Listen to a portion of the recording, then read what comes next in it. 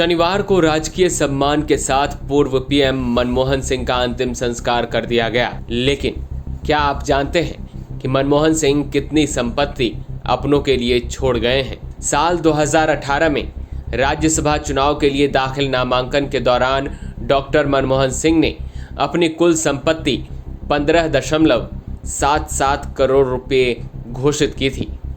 उनके पास 30,000 रुपये नकद और करीब 3.86 लाख रुपए की ज्वेलरी थी।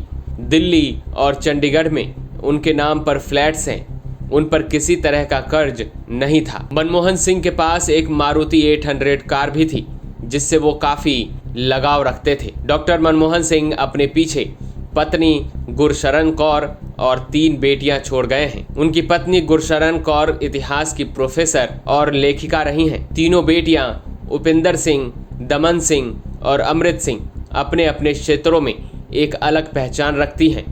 इस बीच पूर्व पीएम का अंतिम संस्कार दिल्ली के सामान्य निगम बोध घाट पर करने और उनके स्मारक के लिए जगह का ऐलान नहीं करने को लेकर सियासी विवाद शुरू हो गया है।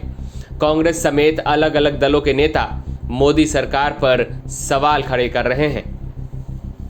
जब इंसान चला जाता है ना, तो उसके साथ कोई बैर, कोई दुश्मनी सब मिट जाता है। लेकिन यहां पे भी राजनीति चल रही है। मैं आपको एक छोटा सा सवाल करता हूं, वो आप इस देश में सब जगह पहुंचाइए कि अगर अटल जी का संस्कार होना होगा और कोई कहता कि राजघाट पे नहीं होगा, वहां मॉन्यूमेंट नहीं बनेगा, कहीं और बनेगा, तो कैसा लगता? मतलब जातन लागे सो तन जाने, किसी पार्टी का मसला नहीं है, देश के गौरवमयी इतिहास का सवाल है।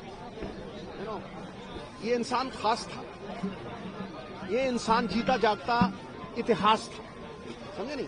तो ये जब आप ये कहेंगे तो चाहिए ये था कि दरिया जैसा दिल हो, उचित को जान के उस पर अमल ना करना। एक कायरता का आभास है दोस्त, बड़ा दिल होना चाहिए। लेकिन अगर शरीर 100 किलो का हो और दिल चिड़िया का हो, फिर ऐसा होता है। ऐसी बात कह रहे थे, कांग्रेस पार्टी एक सामान्य सी बात कह रही है, अब आप उस पर राजनीति करने लगी। कांग्रेस पार्टी जो डिमांड कर रही है, मुझे लगता है कि देश के पूर्व प्रधानमंत्री, किसी पूर्व प्रधानमंत्री का अंतिम संस्कार निगम बोध घाट पे नहीं हुआ। जहां स्मारक बनना था वहां होना चाहिए था, लेकिन ठीक है, वो इतने बड़े थे कि ये सारी चीजें उनके सामने बहुत छोटी हैं। डॉक्टर मनमोहन सिंह की यादों को एक मेमोरियल में समेट के नहीं रखा जा सकता। पूरा देश उनका कर्जदार है, लगा सका ना कोई उसके कद का अंदाजा। वो आसमां था मगर सर झुका के रहता था। ऐसे डॉक्टर साहब हमारे बीच में नहीं रहे, हम सब बहुत भावुक हैं। और आपने देखा होगा कि आसमान भी पिछले 2 दिन से रो रहा है उनके जाने पर।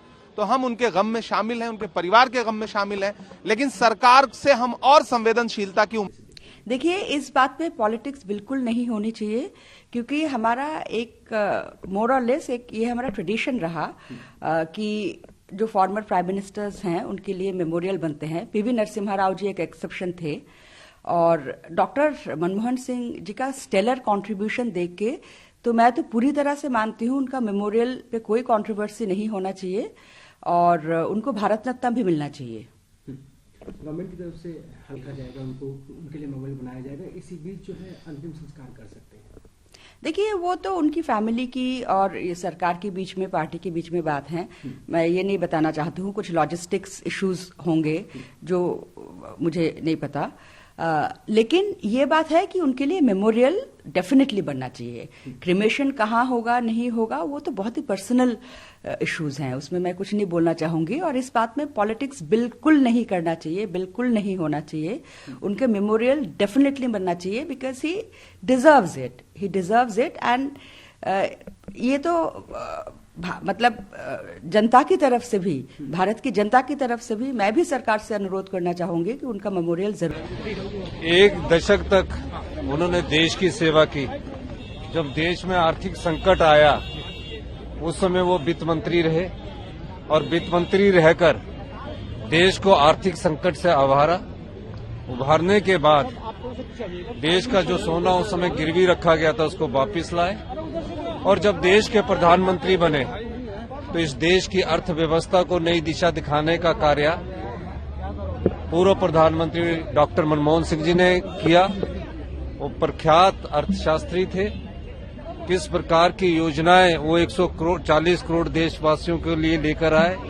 मनरेगा उसका जीता जागता उदाहरण है। कोरोना काल में अगर मनरेगा ना होता तो देश में किस प्रकार से ग्रामीण में रोजगार की कमी रहती।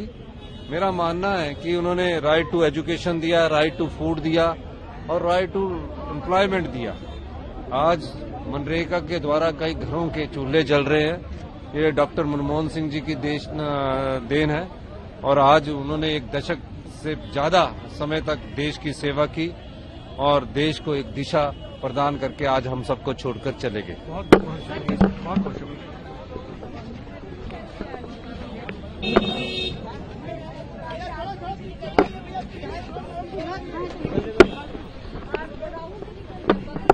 मुझे ये कहना कि वो देश को एक दिशा देके चले गए। जब देश आर्थिक संकट से गुजर रहा था, उस आर्थिक संकट के समय वो वित्त मंत्री थे और 10 साल देश के एक प्रधानमंत्री रहे।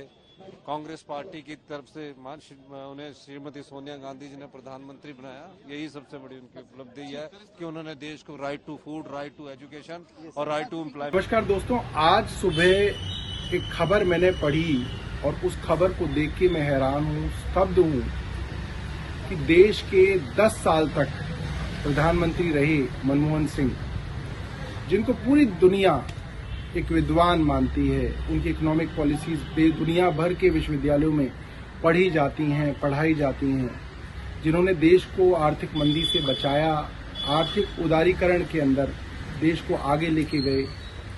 एक सिख समुदाय से आने वाले प्रधानमंत्री को आज दिल्ली के निगमबोध घाट में उनका संस्कार किया जाएगा। निगमबोध घाट मनमोहन सिंह जी के लिए। क्या हमारे देश की राजनीति आज इतनी निम्न हो गई कि केंद्र सरकार 10 साल रहे एक विद्वान प्रधानमंत्री के लिए 1000 गज जमीन दिल्ली में नहीं दे पा रही? मुझे लगता है ये बहुत शर्मसार करने वाली बात है और केंद्र सरकार को इन मामलों के अंदर राजनीति नहीं करनी चाहिए। स्वर्गीय अटल बिहारी वाजपेयी जी का निधन हुआ। मोदी जी प्रधानमंत्री थे देश के। डॉक्टर मनमोहन सिंह जी का निधन हुआ। मोदी जी प्रधानमंत्री हैं देश के।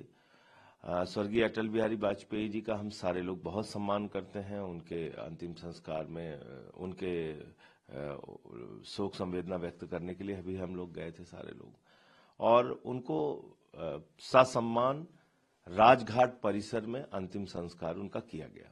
अच्छी बात है, होना ही चाहिए।